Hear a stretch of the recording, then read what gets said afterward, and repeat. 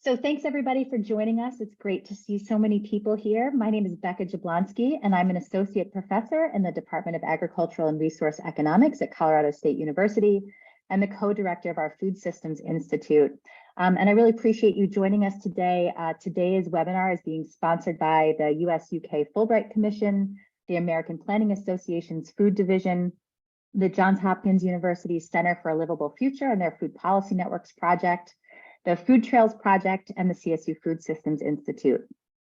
So for the last 15 or so years, I've been working domestically in the United States. And though before that time, I did a lot of international work, as I'm sure many of you in the US experienced, I got busy and really was just focused domestically. And so was just felt a little overwhelmed by all of the things that were happening internationally. And I've been really fortunate to be now in the UK this year on a Fulbright Fellowship and working at Cardiff University and on the Food Trails Project, and had an opportunity to really start to re-expose myself to much of what's happening in the US and UK, trying to bring some of those efforts together, as well as with the EU. And what strikes me about all of this is the amount that we have in common and how much we can learn from each other. And so as part of the Fulbright Fellowship this year, one of the things that I'm trying to do is to foster more connections and linkages for the US with international food system stakeholders. So today, I hope, is the first of many of these conversations that you're participating in, and I've been trying to facilitate some others as well, and that there'll be a lot more opportunities to come. And indeed, what we'll do at the end of the webinar is actually have a very short 3-question evaluation to see if there's other ways that you would like to engage in some additional conversations moving forward. Also wanted to let you know that the chat today is just going to the speakers and to the host. So if you do have a question that you want to say, please feel free to put it in there and I will get it, as will Karen. And that we also did receive a lot of fantastic questions for our speakers. And so we have sort of lined those up and we will make sure to ask those. So before I turn this over, let me introduce our speakers today. So we have Serena Duraccio is an officer with the Milan Urban Food Policy Pact Secretariat. And due to her background in translation studies, Serena started collaborating with the Milan Urban Food Policy Pact Secretariat in 2019, and she worked on the 4th edition of the Milan Pact Awards. She played a key role in the translation of the 100 practices submitted to the Milan Pact Awards. And from there, she worked on the Italian translation of the Eat Lancet Commission summary report entitled Healthy Diets from Sustainable Food Systems. Since 2001, Serena has been working full-time in the Milan Urban Food Policy Pact Secretariat, supporting the over 260 cities in the network committed to developing more sustainable urban food systems. And she's primarily engaged on the work in Asian Pacific and North and Central American regions. And we're really lucky to have Serena here today. Our second speaker is Latha Swamy, and she's the City of New Haven's Director of Food System Policy. In this unique municipal role, she seeks to manifest community visions of a sustainable and just food system by dismantling municipal and systemic barriers and authentically collaborating with community members, as well as local, state, regional, and federal actors. Latha previously worked as a senior advisor to Dr. Ernesto Zedillo, the former president of Mexico and the chair of the Rockefeller Foundation Economic Council on Planetary Health, where she focused on multilateralism and local to global policies at the nexus of environmental degradation and human health. She remains an active leader in international processes that relate to multi-level governance and grassroots policymaking in the realm of food, agriculture, and planetary health, and has previously worked in Haiti, India, Nepal, and Indonesia, and I have learned a ton from her. The City of New Haven Food System Policy Division's current portfolio includes initiatives that focus on, among others, urban agricultural growth and development, equitable food-oriented international engagement, and Latha holds a BS in cellular biology from the University of Georgia. She pursued an MD and PhD in systems neuroscience at Albert Einstein College of Medicine, and received a Master's of Environmental Management from the Yale School of Environment. And with that, I am going to turn it over to Serena. Thank you. Thank you so much for inviting us and for the introduction, Becca. I'm very happy to be presenting you today the work of the Milan Urban Food Policy Pact. So You can go to the next slide. So the Milan Urban Food Policy Pact was launched back in 2015 by the mayor of Milan as the main heritage of Expo, Feeding the Planet, Energy for Life. The MEFPP is a global commitment of mayors from all over the world that are working towards more sustainable urban food systems. So the Pact is a very tangible tool because it provides a set of 37 recommended actions that are clustered in the 6 categories that you can see here on the slide. So according to the political priorities of cities and mayors, a city can decide to focus on one or more categories of the Pact. So these are the 6 categories. I will just give you some example of possible actions that our city, but in general cities, are implementing. So maybe they can decide, most of the time they decide to work primarily on their governance. So they work on ensuring an enabling environment for effective actions in their city, or they can decide to work on the food production, so on strengthening the rural-urban linkages within the city, or working, for example, on food waste. So everything that concerns reducing food waste, but also recovering food losses. These are just some of the examples that a city can decide to work on. So next slide, I will briefly talk about the network and how it works. So at the moment, we have more than 265 cities, mayors that signed the Milan Urban Food Policy Pact from all over the world, as you can see from the map. They are divided in 6 regions that we have. If you go on the next slide, you will see this is just a focus for you on North America, on United States. So United States are part of the region North and Central America. At the moment, we have 14 signatory cities, the ones that you can see here on the slide, and this is the signing year. You can go to the next slide. So how the Pact works. So I am part of the Secretariat that is based in Milan. As Milan was the founder of the Pact, the city of Milan hosts the Secretariat. We have a steering committee that is composed of 12 cities, 2 per each of the 6 regions that you can see more clearly here in this slide, plus Milan, that is the permanent chair of the Pact. So the governance of the Pact is ensured by the steering committee. Moving on, the next slide. Okay, so what do we do?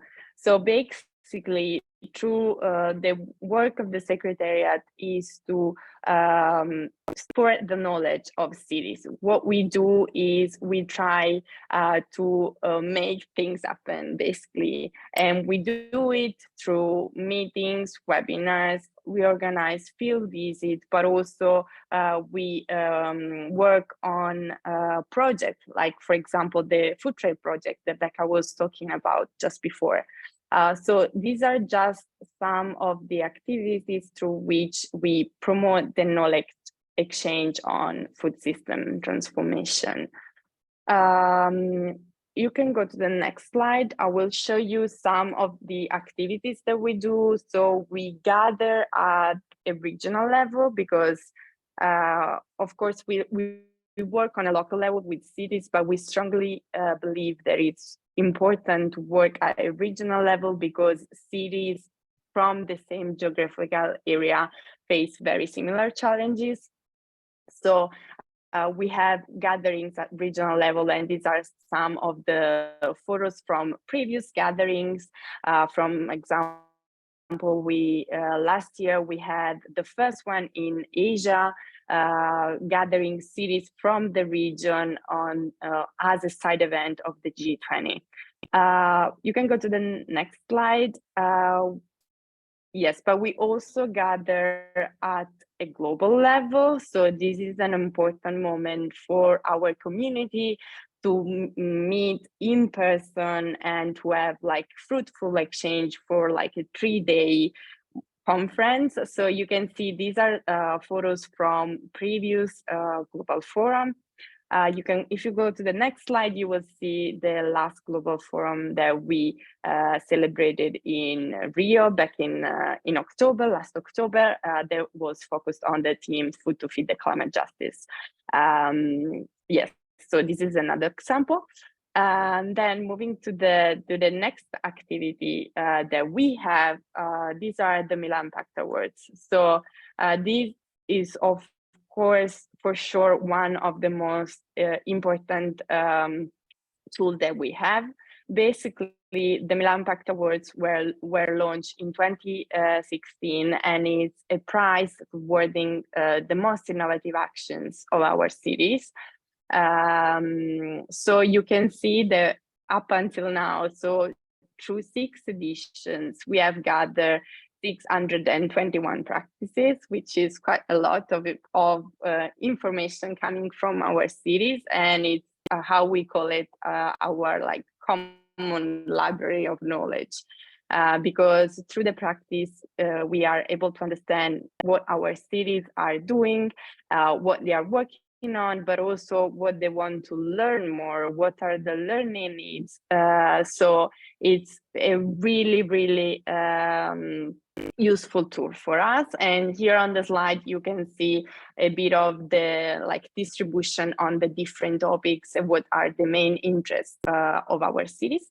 If you go on the next slide, you will see that these are like the 6 winning cities from the last edition of the MPA that we awarded during the Global Forum, because usually the MPA ceremony happens during the Global Forum. So this is from last October. If you go to the next slide, I will just show you a couple of examples coming indeed from US cities. So we have the first example from Los Angeles with the practice Healthy Neighborhood Market Network Program. So these 3 practices have been awarded as special mentions. So basically some of the highest scoring practices for this edition. And through this practice, to this project, the city of LA tries to increase food access in food deserts by providing education, technical assistance, and so bring healthy food options and fresh produce to the community.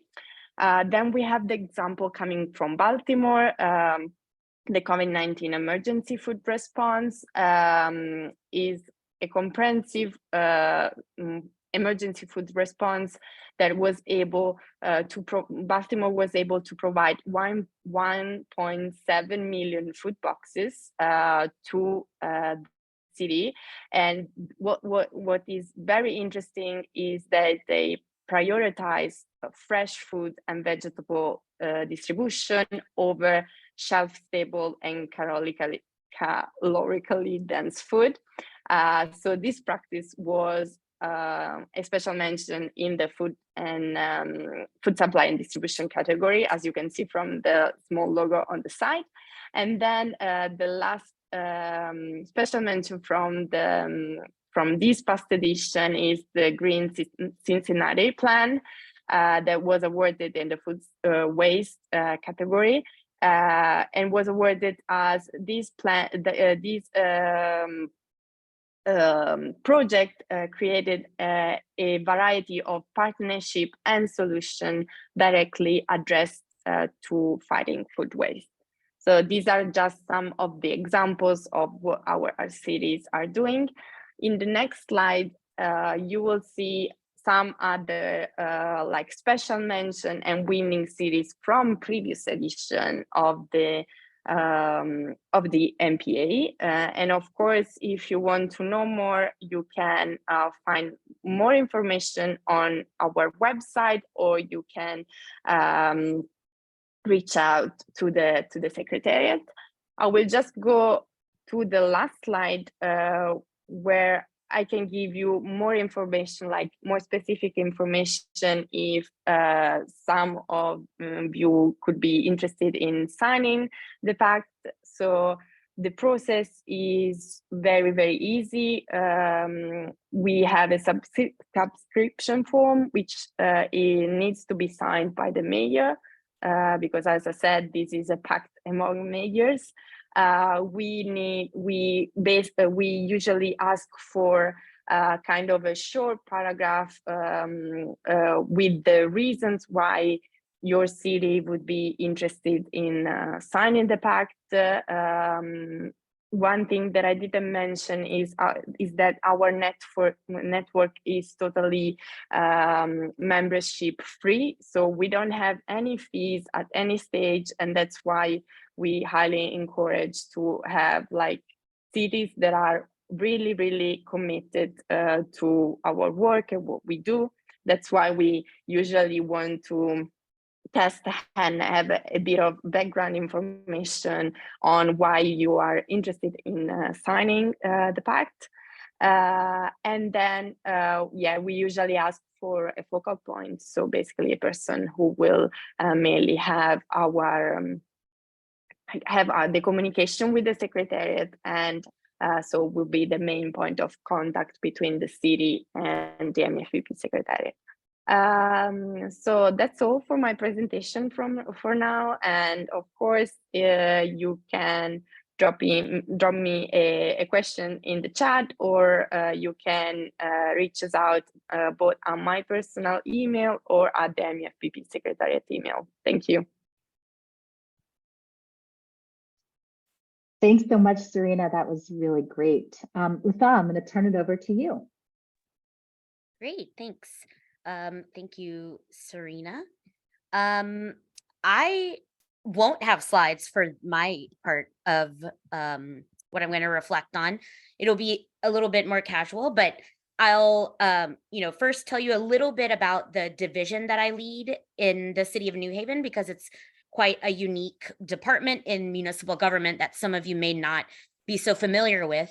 And that's very important because part of making the city signing on to the Milan Urban Food Policy Pact, making that decision and commitment robust, is to have people who can commit to seeing that work forward and actually having it be not just an empty commitment from the city.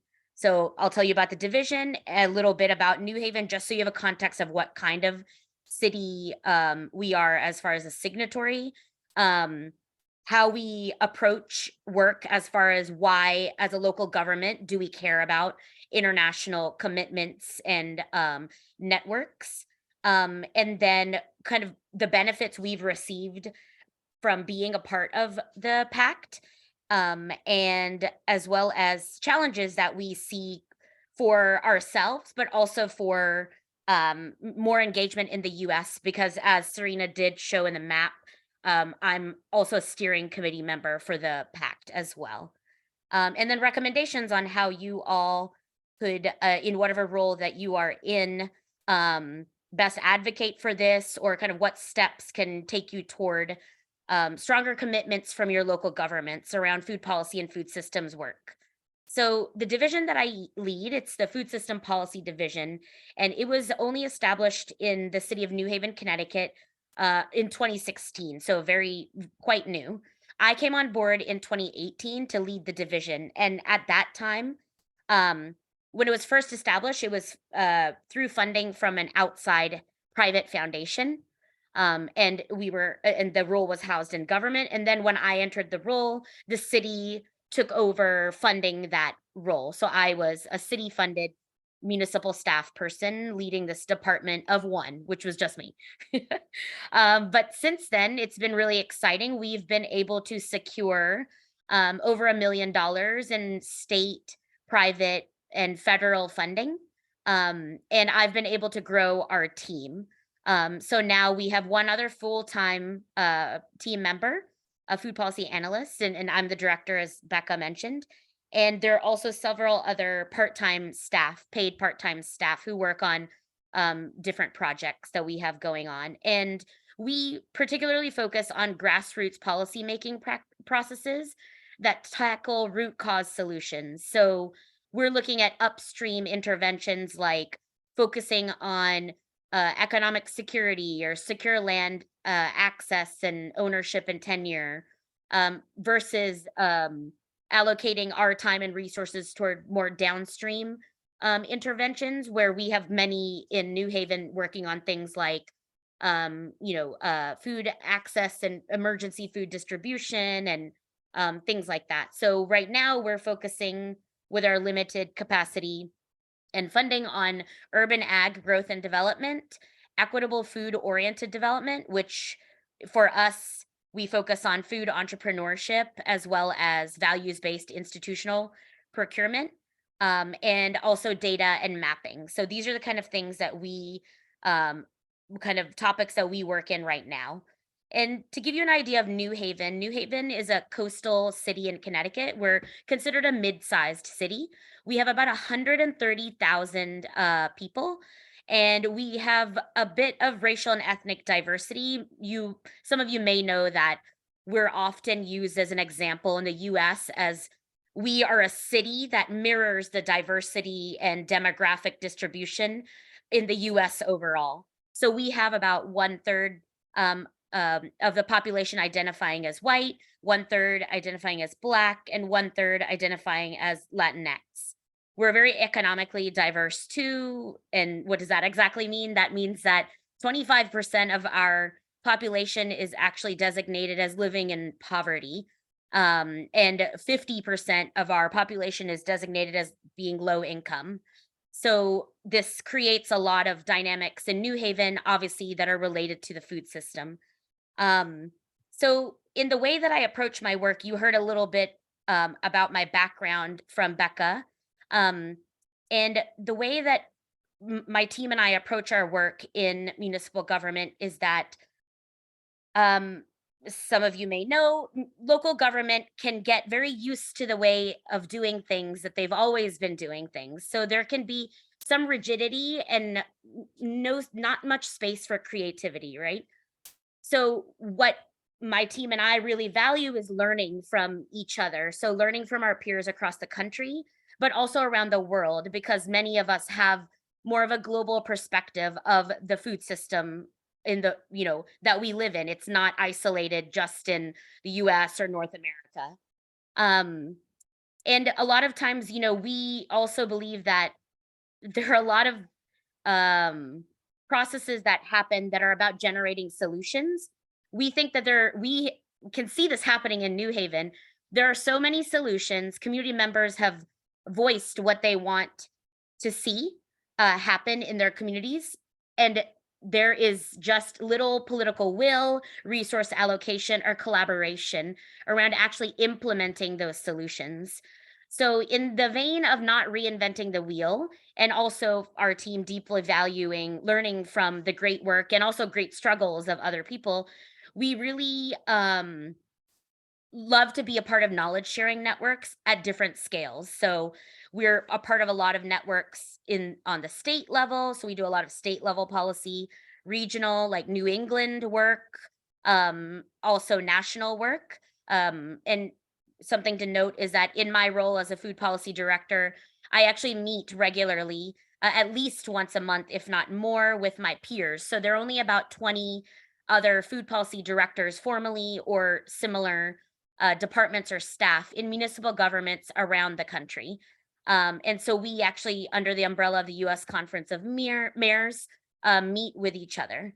And so since we prioritize learning from these knowledge sharing networks, we really find that being a part of these knowledge sharing networks helps us understand shared barriers, right? Shared barriers, challenges, strengths, opportunities. Excuse me, take a drink. And that way we can know the elements of like effective blueprints or foundational best practices that we can share amongst each other, and we can best fit for ourselves in our own work. And like Serena mentioned, the Milan Pact Awards is basically the creation of such a database of best practices among cities. And it allows for cities to be recognized for the work that they're doing through the awards. So I can tell you, maybe I'll mention briefly how New Haven signed the pact, though I wouldn't say that that's probably a model way of doing it, but I want to share just because it may be the real reality for some of you who may be engaged with local government or in it.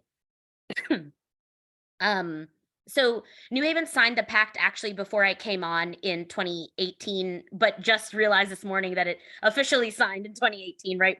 Just a few months before. But the process started, I think, earlier in 2016, right when the division was created to basically convince the mayor at that time to sign on to the pact. And, just, kind of a transparent reflection on the administration at that time. And I think this is like common among many local governments, and I talk about this with my colleagues all the time. There is a bit of there's a low level of awareness among many elected leaders about what food systems work really means and what food policy work actually is. So many people may think that that's like food pantry work. It is not. Food policy work, it can encompass that, of course. That's part of a suite of solutions and interventions. But food policy work is also, like I mentioned, proper zoning to allow an enabling environment for people to grow their own food in the city. It can include food waste initiatives that work around working with businesses. It can involve, institutions and how they purchase food, because they're large purchasers of food in your community. So a lot of times administrations don't hold all of this in their mind when they think about food policy and food systems. And the administration at that time was very, very focused in charity models of working in New Haven. But that was still an opportunity to convince the mayor to sign on to the pact. And by that happening, it further legitimizes the work of my division now, because we work on many different things, which the pact does encompass in the 6 areas that Serena mentioned.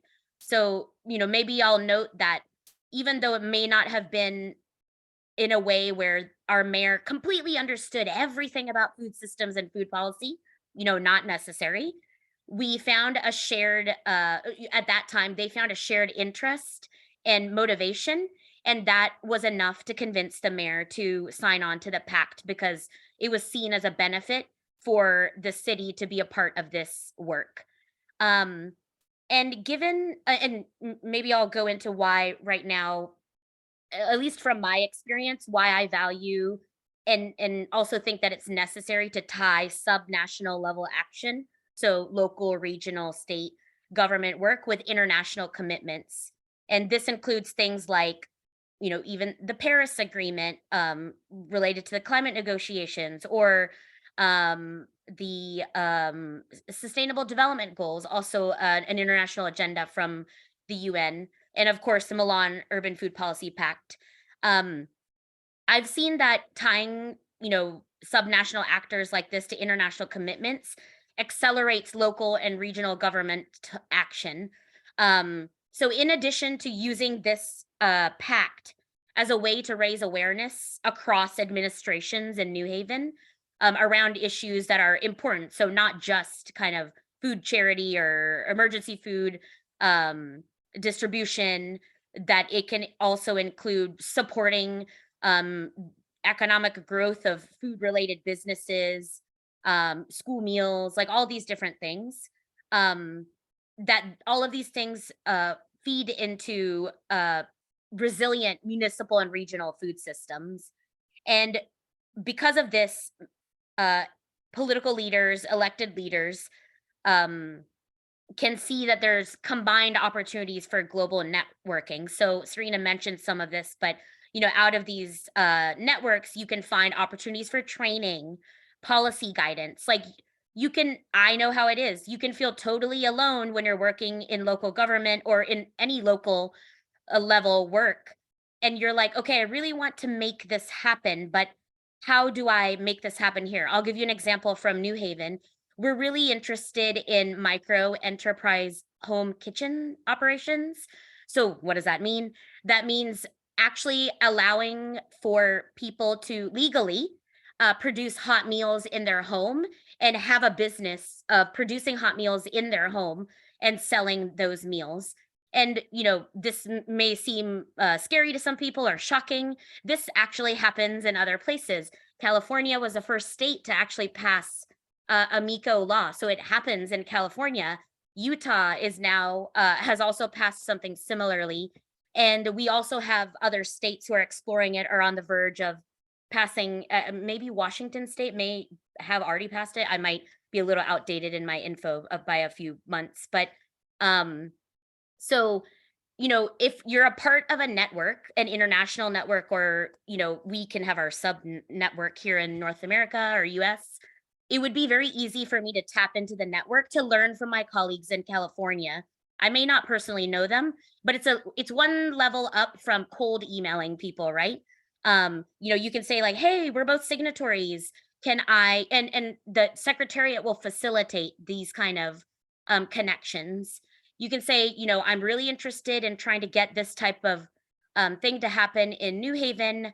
I'd love to learn about what you're doing in San Bernardino County in California, or, a city within San Bernardino County in California. And, it's just it's a community of practice.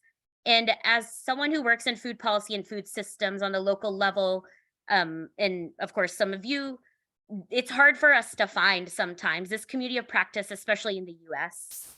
And so I really value this. And I think I want to emphasize that being a part of these communities of practice really legitimizes our work, especially because there's an international stage that we can highlight our work on. And, elected leaders sometimes really care about that and value that, right? Because it's a way to highlight what their city is doing well in either, the country and the world. It's also another way of, it's an advocacy platform, right, for cities.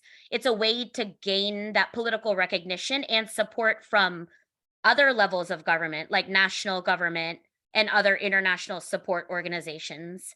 And this is really important, especially for New Haven, because we're in the early years of establishing our policy work. It's only been a few years this division has existed.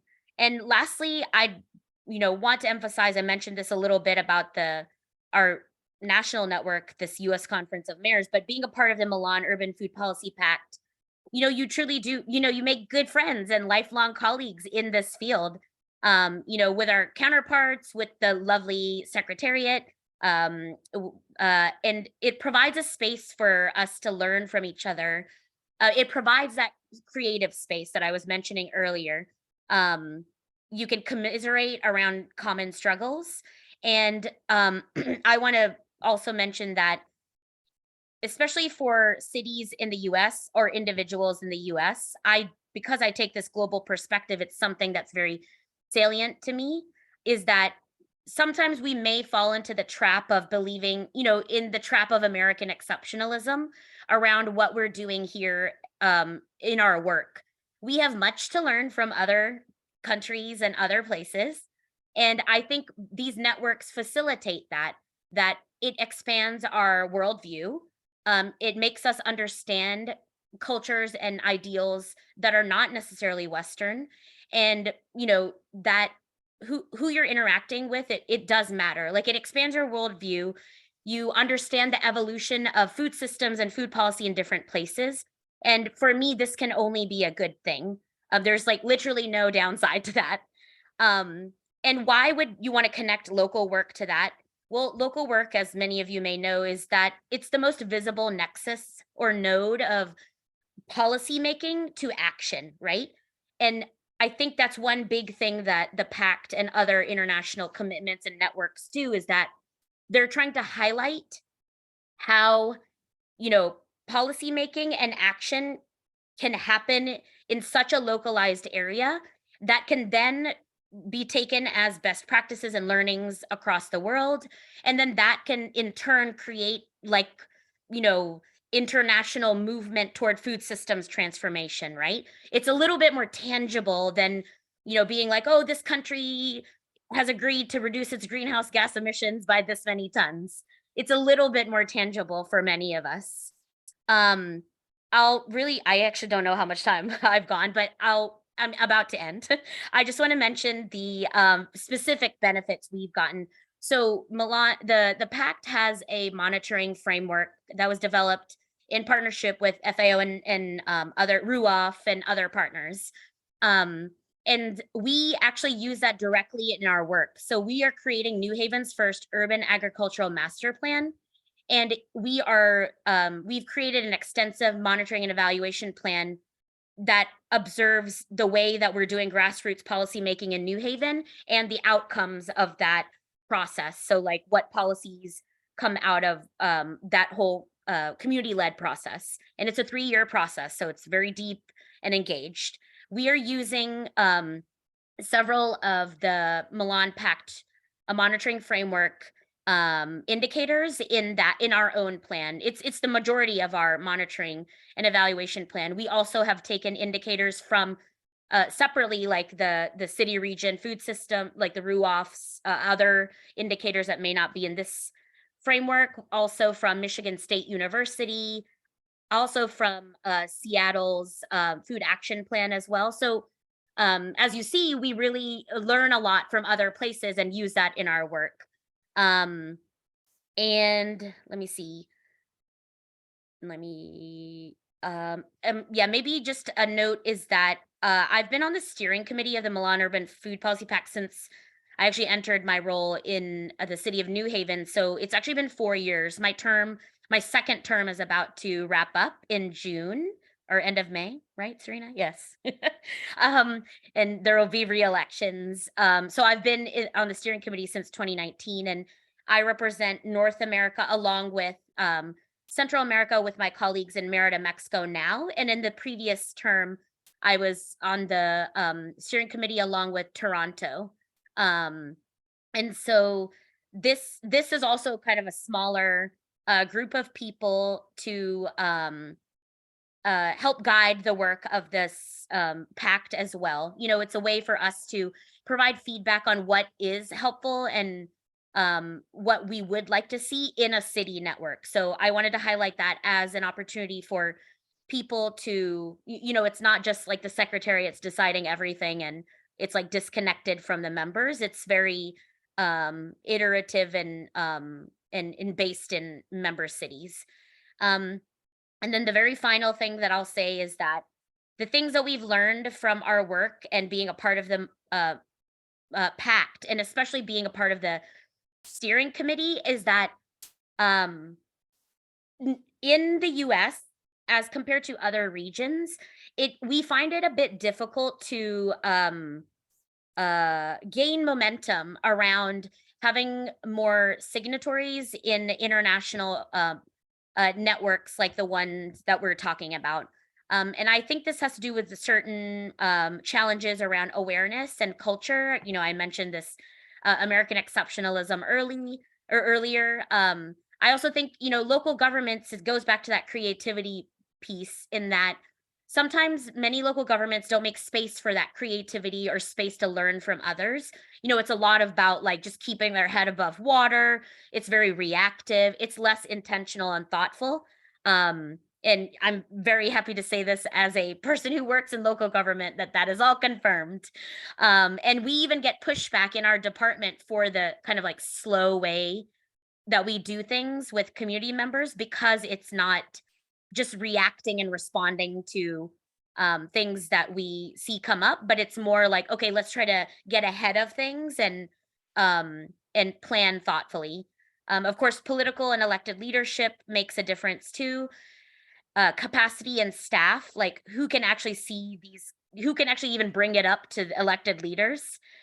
Funding is important too, because you can commit to the pact, but if nothing's going on as far as like work, you won't be able to participate in the Milan Pact Awards. You wouldn't have so much to share with your colleagues around the world or around the country.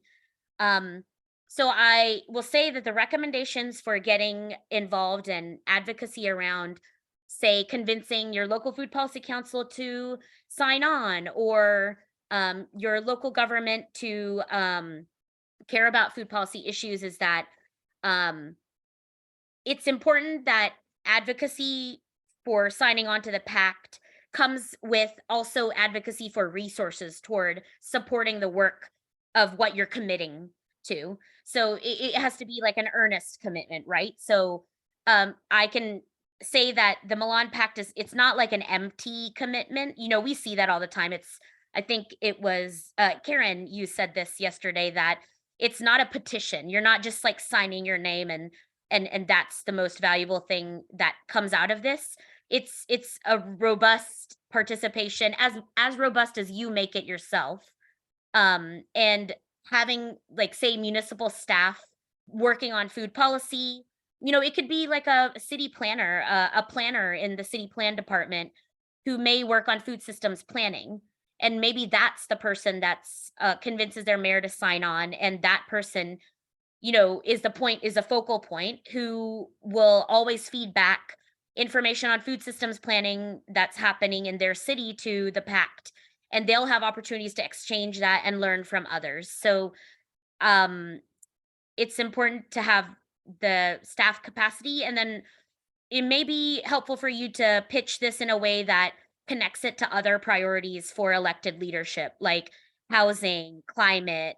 Maybe there's something happening with like parks, economic development. Like, all these things are encompassed in the pact. So if you take a look at what the pact and its categories, and kind of, I very much suggest looking at the monitoring framework and all the documentation for each of the indicators, because it really shows you in depth what are the things that are encompassed in the pact, and what food systems transformation can look like in the local level as it relates to this international commitment. And maybe that's a way to also convince your local government as well. And I will actually stop there. I'm sorry. I hope No, that was really, really wonderful. So, Serena, maybe we'll start here with you. We received a lot of questions from folks about if this is just for cities. Obviously, city is in the name. And if you can speak a little bit to that and the role of regions. Yeah, sure. And I also received a question about what is the smallest municipalities that can sign. So I will briefly touch on everything. Basically, yes, as from the name, it's just about cities. And mayors that signed the pact. Actually, from 2019, with the decision from the steering committee, the steering committee of the pact decided to put a threshold on the number of inhabitants from a city.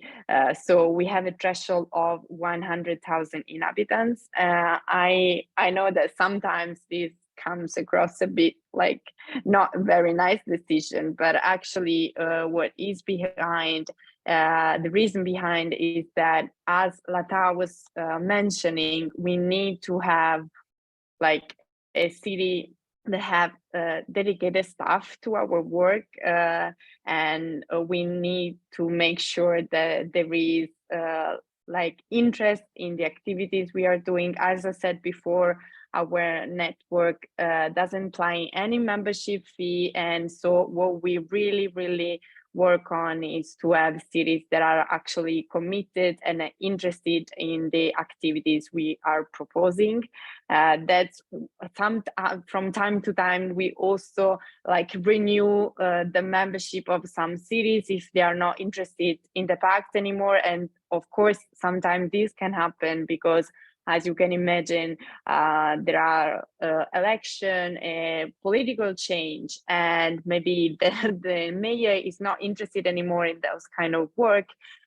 We put on hold the membership, and we wait for the time they are ready to come again on the pact. So yeah, we have actually a threshold. As I said, also regarding the regional level, so we work on a local level because we think that is really important, as mayors are like the closest to the citizens, as Latha was mentioning. They are able to have a great impact on a multiple of like drivers of the food system. Let's think about school canteens or wholesale markets. They really have a huge power. But we also find that it's really important to work at a regional level. That's why we have this kind of regionalization process where we encourage cities to meet and work at the regional level, because from you will see there is something very funny. You will find very similar cities that are like have similar challenges to face, and just a moment like a workshop can really help and find a solution to the problem that you have in your city.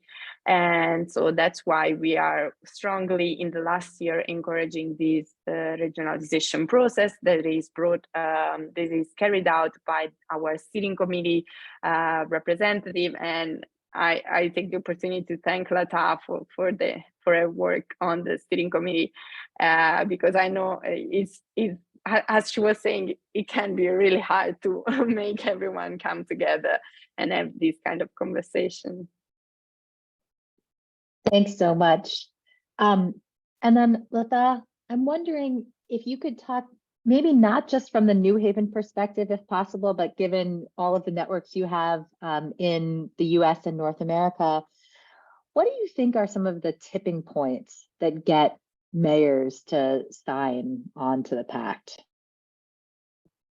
Yeah, I think one, it really comes to, I mean, some of you may know this, it really comes down to the politics of what priorities the mayor and administration have at that moment.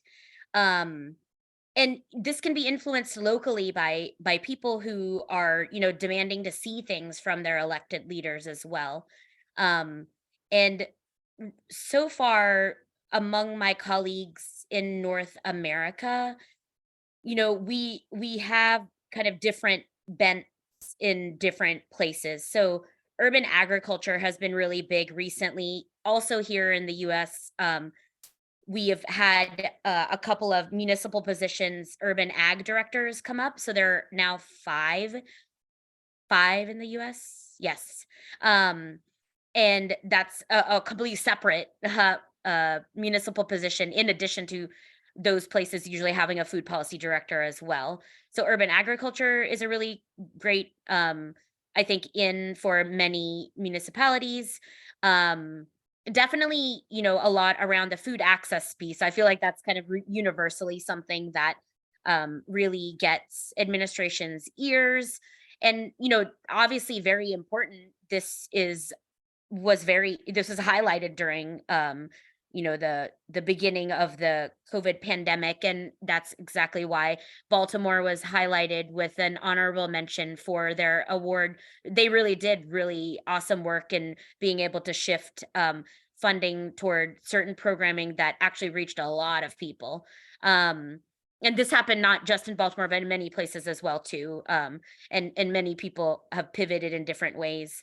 And then another thing is, I do see across the country that economic development within food systems is very important as well too. So thinking about supporting food-based businesses, and food entrepreneurship, it's kind of like oh, look, we're innovative. We're really seeing all these cool things come up around food businesses. That's been a point of entry as well. And then now, and I see some people who are relevant to this point on the call right now, but institutional procurement, I can see it taking off more in the US more broadly. I mean, as Serena mentioned, a lot of the procurement work is like behind a lot of a lot of the other regions who have been working on it and have been working on it.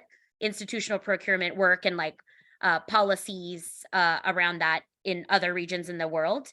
And so there's great opportunity to learn from them as it becomes more popular and more visible in the US as well. And I do think that that is also kind of because it connects a lot of like food access. When you think about like school institutions, it connects like healthy nutritious or nutritious food, and supporting the local food economy by supporting local and regional farmers. And so I think the procurement piece, institutional procurement piece, is going to be one big thing that comes up. And for New Haven, it's been the new phase of why it's good to be a part of community of practices has been the procurement piece, because it speaks to a lot of different departments within the city, right? Economic development, schools, city plan, and then it also like touches on a lot of priorities for elected leaders. Thank you. So we don't have a ton of time left. So a last question for both of you, and maybe you can each take, up to 2 minutes to respond. And this can either be in New Haven's experience or in other cities, Serena, especially for you that you've seen. What do you see as some of the most tangible impacts for cities that have happened after they've become signatory cities?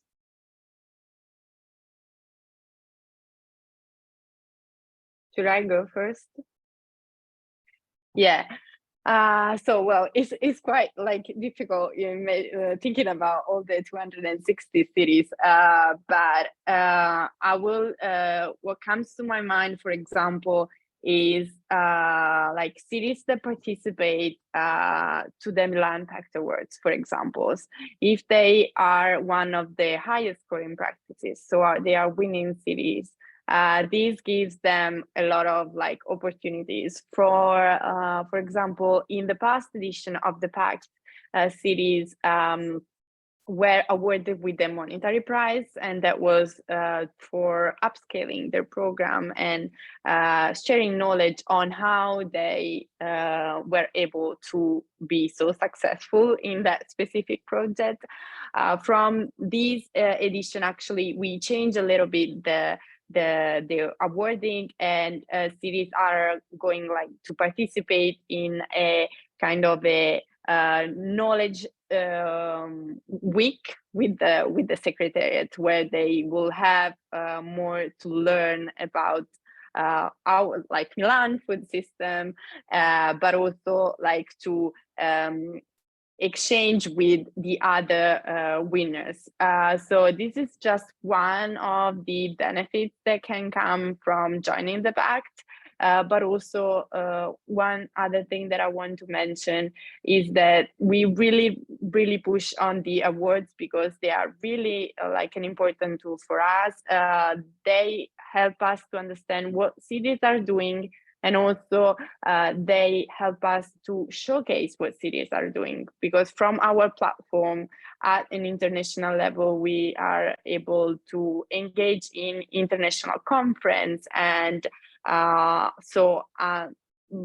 international level to spotlight what they are doing. So, and we know that these kind of things are really important to push the work of a municipality. Yeah, I agree. I would add for us in New Haven that the like tools from the work of the Pact have helped us. So as I mentioned, like the monitoring framework has been a very tangible tool that saves us so much time, right?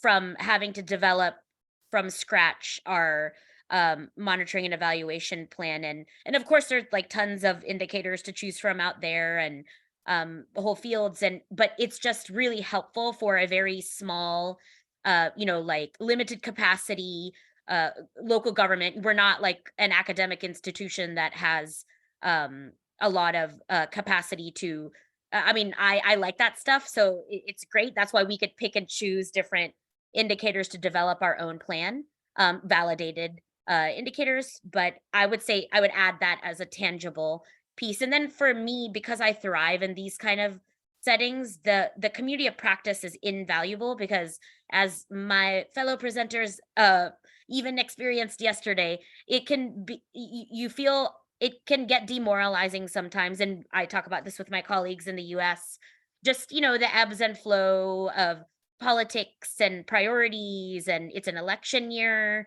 So it just gets a little bit tiring to constantly swim upstream and to be convincing everyone of why this work is important. So then, when I went to Rio for the Global Forum in October, it just felt so good to be around people who already get it. You don't have to explain a lot of it. You can just share the things that are cool and exciting. And then you can also kind of be like, okay, everybody, I'm really struggling with this. Like, how do we put our heads together to make this actually, like, how do we strategize to overcome this together? Like, are you having that issue? And usually 7 hands go up and people are like, oh my God, it's the same thing. And you don't feel that when you're alone. So you'll have like these unexpected moments of solidarity and camaraderie, and even if there's not an immediate strategy, you feel a bit more, you feel seen and heard. So it's just nice. That is wonderful. Okay, so please join me in thanking Serena and Latha. This was really helpful. I learned a lot just from listening to them today. And Karen, if you don't mind putting in the chat box for everybody, we have a quick Qualtrics survey. If you don't mind filling it out, it's 3 questions. It should take like 2 minutes. And we just want to see if there are ways that we can support some follow-up and answering some additional questions. So with that, enjoy the rest of your Friday, and thank you so much.